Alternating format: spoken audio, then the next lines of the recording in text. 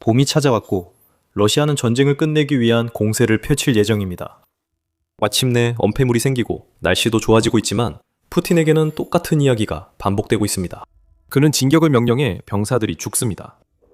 러시아는 전쟁 내내 최악의 한 달을 보냈고 우크라이나는 최고의 한 달을 보냈습니다.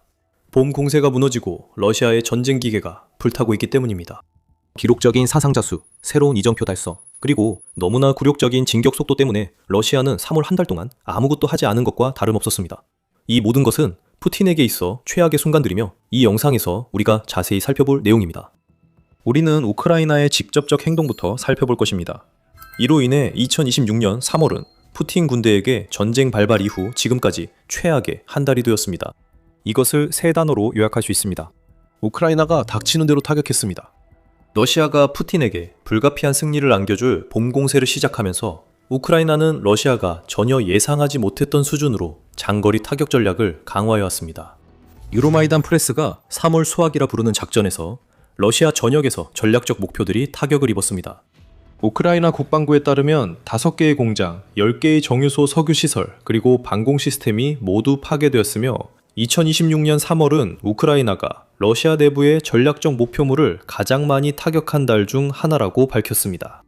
그럼 공장부터 시작해 보겠습니다. 이번 달 동안 러시아의 주요 공장 5곳이 타격을 받았는데 그중 첫 번째는 국경 지역인 브랑스크에 위치한 크렘니엘 공장입니다.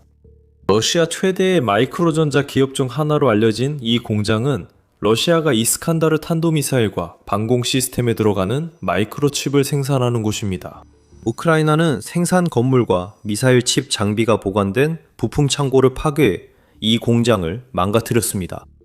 이 한 번의 공격으로 러시아의 미사일 공급망 전체가 무너졌습니다.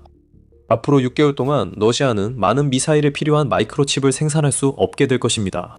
수리가 완료되어야 합니다.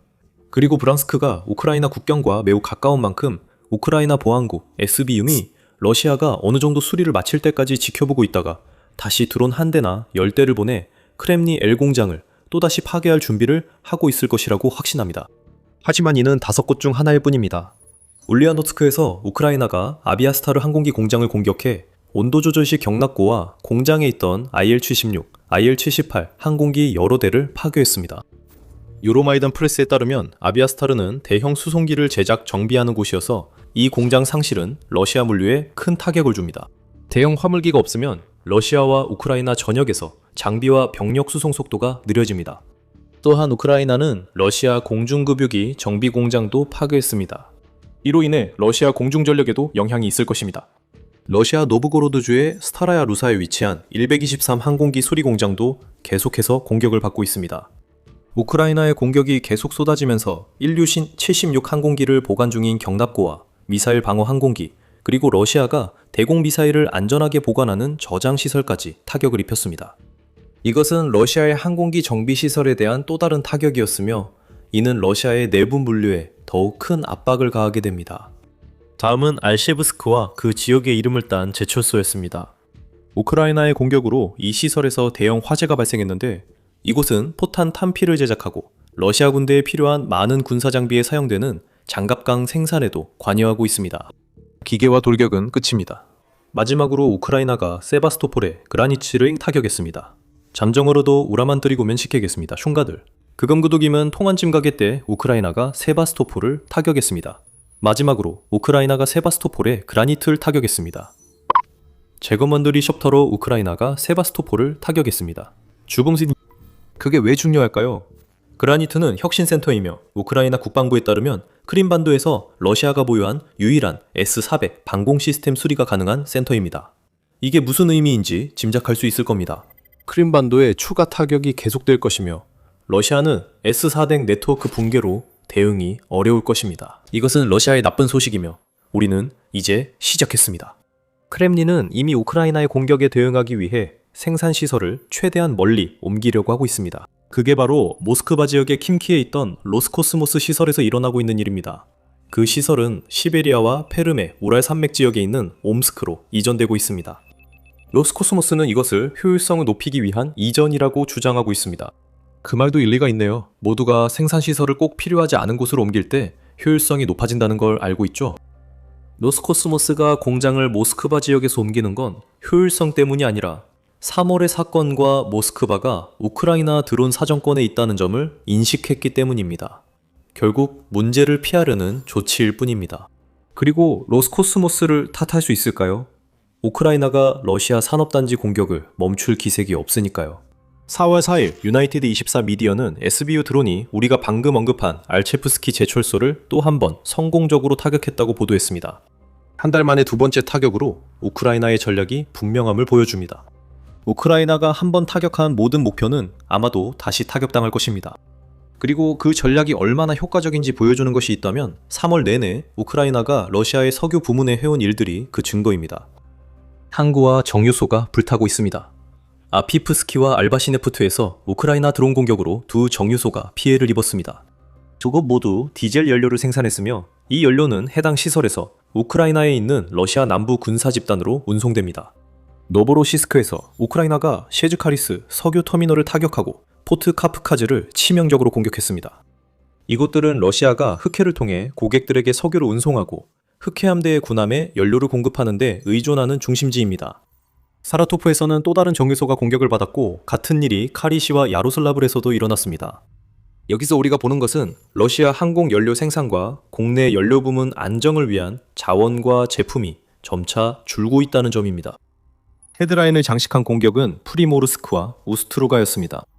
두 곳 모두 러시아가 전 세계에 석유를 수출하려면 꼭 필요한 발트해 항구가 있습니다.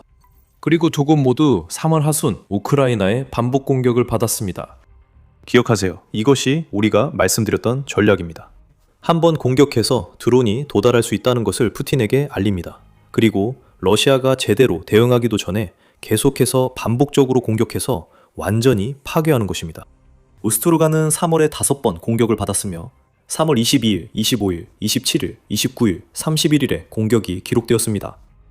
로이터 통신은 우크라이나의 잦은 공격으로 프리모르스크 석유터미널 저장시설 최소 40%가 영구 손실됐다고 보도했습니다.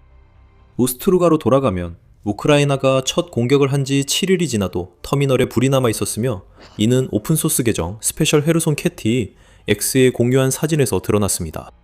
러시아가 이번 공격이나 우크라이나 드론 잔해로 인한 피해가 경미했다고 주장할 여지는 없습니다. 러시아의 주요 항구 중 하나가 연기에 휩싸인 불지옥이 되었고 화재 진압에도 불길은 계속 퍼지며 우크라이나의 공격이 거듭될수록 상황이 악화되고 있습니다. 여기서부터 러시아의 심각한 상황이 시작됩니다. 3월 25일 보도에서 키이우 인디펜던트는 러시아의 석유 수출이 급감하면서 벌어지고 있는 상황을 역사상 최저치라고 표현했습니다. 우슬루가에서 우크라이나 드론 공격이 더 이어질 것임을 명심하세요. 우크라이나는 프리모르스크, 우슬루가 등지에 대한 공격으로 러시아 전체 수출 능력의 40%를 사실상 중단시켰습니다. 이란에서 전쟁이 벌어지면서 원유 한 배럴 가격이 $100로 넘어서까지 치솟은 시기에 러시아가 석유를 판매하지 못하게 막은 것입니다. 러시아는 지금쯤 막대한 돈을 벌어들여야 하지만 대신에 석유 수출의 핵심 통로여야 할 항구들에서 말로 다 할 수 없는 규모의 화재를 겪고 있습니다. 정유 부문에서는 모스크바 타임즈가 3월 30일에 러시아가 이제 연료 생산 위기에 직면했다고 보도했습니다. 우크라이나는 러시아 수출 능력의 최소 40%를 파괴하는 것과 러시아가 판매하거나 자국 군대에 보내려는 연료를 생산하는 시설에 대한 공격을 영리하게 결합했습니다. 여기서부터가 정말 영리한 부분입니다. 우크라이나의 프리모르스크와 우슬루가에 대한 공격은 러시아 석유 운송을 막고 있습니다. 피해를 입은 정유소들도 연쇄적으로 영향을 받습니다. 제품 생산이 가능해도 러시아는 보낼 곳이 없습니다. 제품들은 병목이 해소될 때까지 정유소에 보관되어야 하며 저장 공간이 한정되어 결국 정유소는 가동을 멈추고 해결될 때까지 기다려야 합니다. 이것은 드론 공격으로 인한 간접적 가동 중단입니다. 우크라이나가 노보로시스크, 프리모르스크, 우슬루가 등 석유 터미널을 계속 공격하면 러시아는 막대한 연료와 석유가 갈 곳 없이 쌓이게 됩니다. 그리고 러시아의 망가진 방공망 이야기로 넘어가기 전에 한 가지 더 말씀드릴 게 있습니다. 4월 1일 키이우 포스트는 러시아의 대형 석유회사 중 하나인 로스네프트가 2025년에 순이익이 73% 감소했다고 보도했습니다.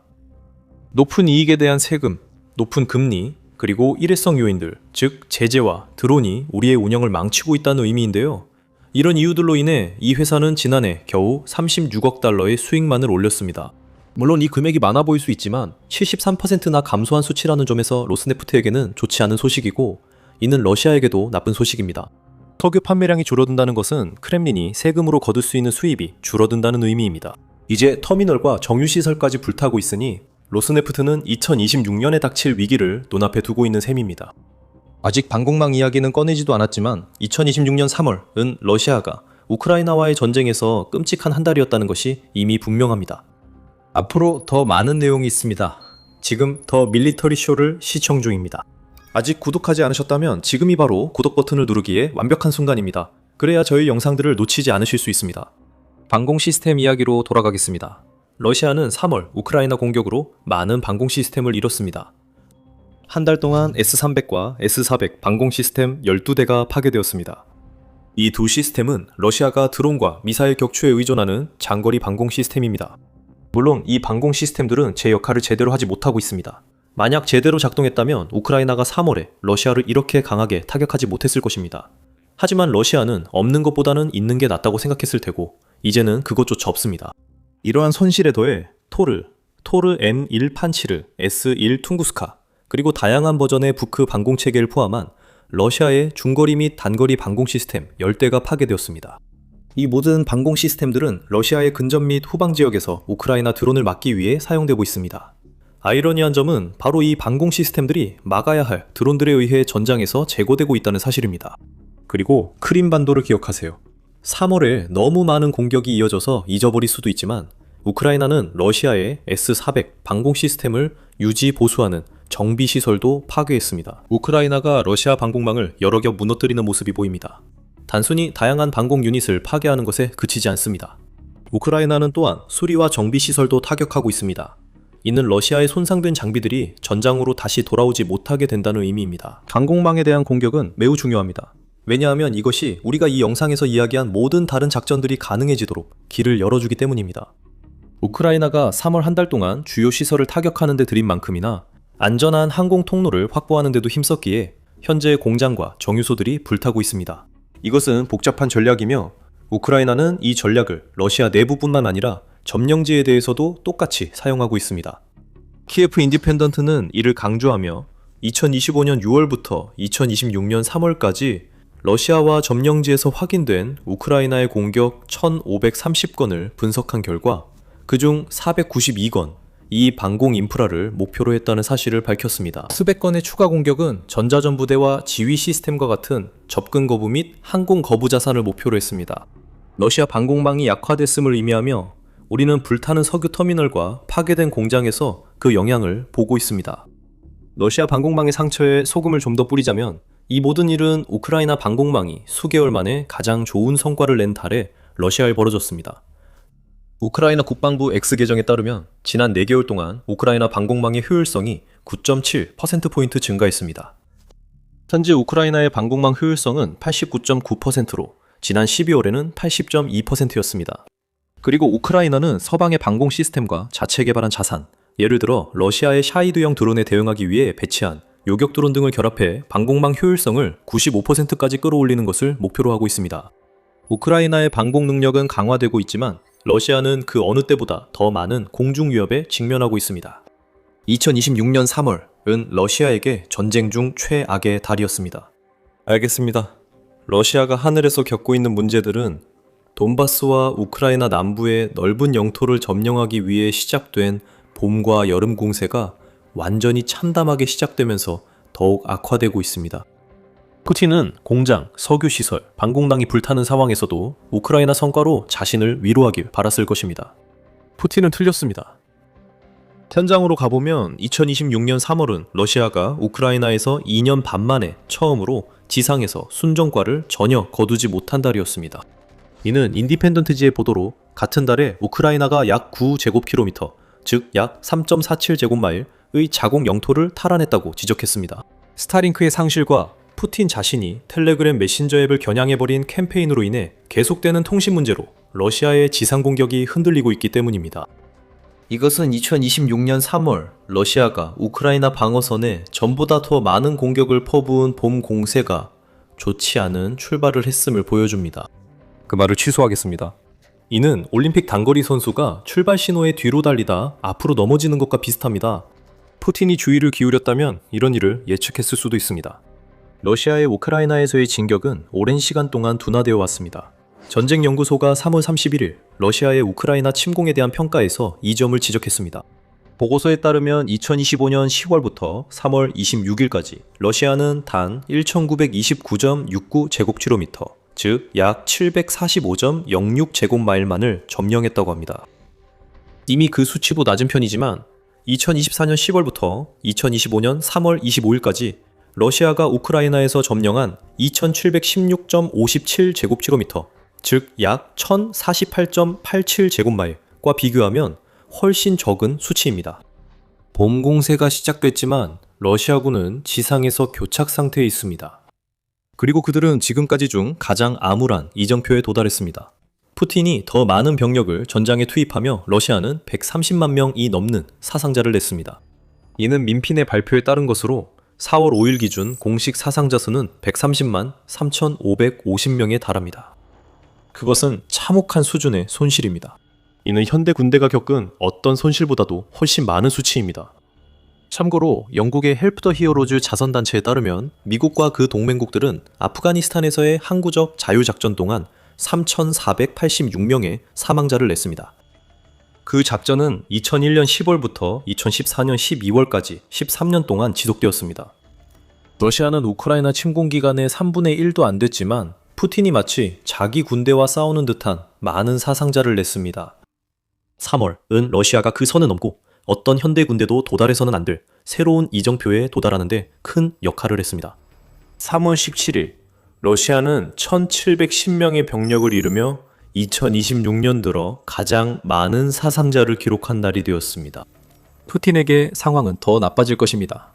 러시아의 최근 공세가 격화됨에 따라 앞으로 24시간 동안 2,000명 이상의 병력이 소모되는 날이 여러 번 나올 것이 거의 불가피해 보입니다.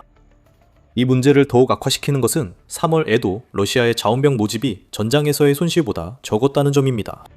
2026년 1월부터 3월까지 확인된 러시아의 손실은 8만 9천 명에 달했다고 유나이티드 44 미디어가 4월 1일에 보도했습니다.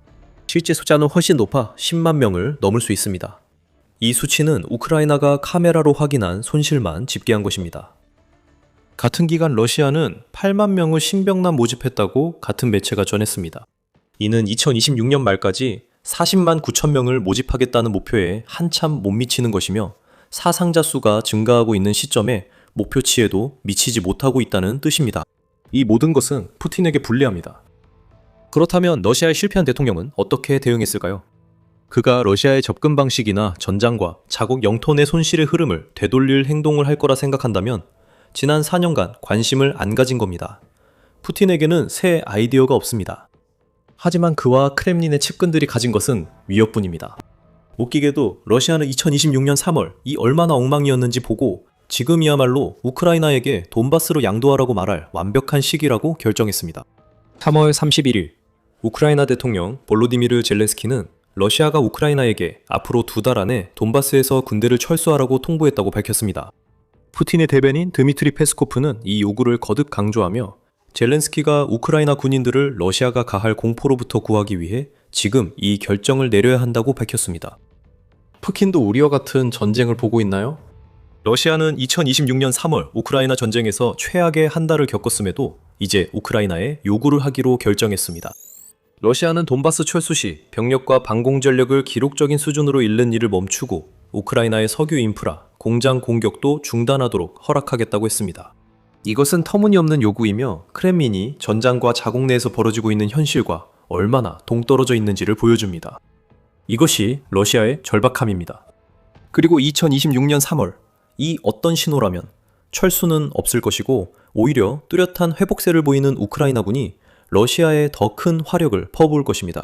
지옥 같은 시간은 끝났지만 러시아엔 더 나쁜 일이 다가옵니다. 푸틴이 우크라이나를 무너뜨릴 압도적인 힘이 온다는 그의 이야기는 완전히 무너졌습니다. 전문가들은 우크라이나가 전쟁을 끝내고 있으며 지금이 푸틴에게 불리한 전환점이라고 말합니다. 자세한 내용은 저희 영상에서 확인하시고 우크라이나가 러시아의 침략에 맞서 자국 영토를 방어하는 최신 소식을 더 많이 받아보시려면 더 밀리터리 쇼를 구독해주세요. 그리고 항상 시청해주셔서 감사합니다.